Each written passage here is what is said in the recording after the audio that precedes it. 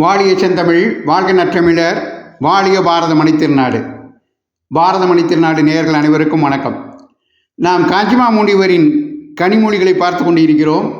அந்த வரிசையிலே இன்று 75வது பகுதியாக காஞ்சிமாமுனிவர் அருளியுள்ள உன்னில் உள்ள ஒளியை ஒளிரச் செய்வாய் என்ற தலைப்பிலே காஞ்சிமாமுனிவர் காட்டியுள்ள வழிகளை பார்ப்போம். அதே நமக்குள்ள உள்ள உள்ளொளியை நாமே ஆன்மீக சாதனைகள் மூலம் ஒளிர வைக்க வேண்டும் என்பதை அவருக்கே உரிய பாணியில் விளக்குகிறார் காஞ்சிமாமுனிவர். அதை அவரது வார்த்தைகளிலேயே பார்ப்போம்.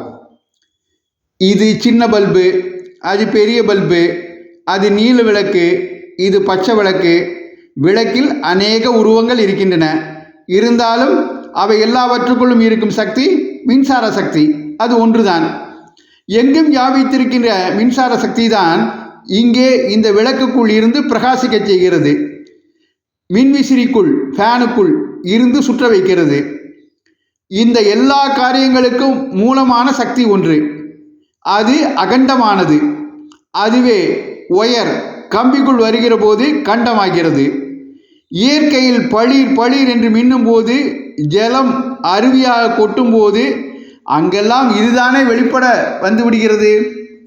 இந்த மாதிரி உனக்குள்ளேயே இருக்கிற பரம சத்தியமான தத்துவம் உனக்கு ஃப்ளாஷ் ஆகும்படியாக பழிச்சிடும்படியாக பண்ணிக்கொள்.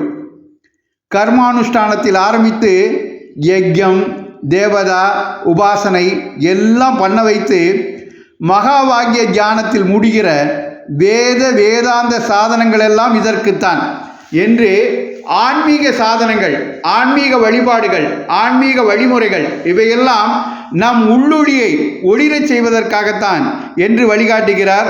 நாமும் அவர் கூறிய வழியில் ஆன்மீக சாதனங்களை கடைபிடித்து அதன் மூலம் நம் உள்ளொளியை பெருக்கி இறைவனின் திருவடியை அடைய முயற்சி செய்வோம். நன்றி, வணக்கம், ஜெய் ஹிந்த்.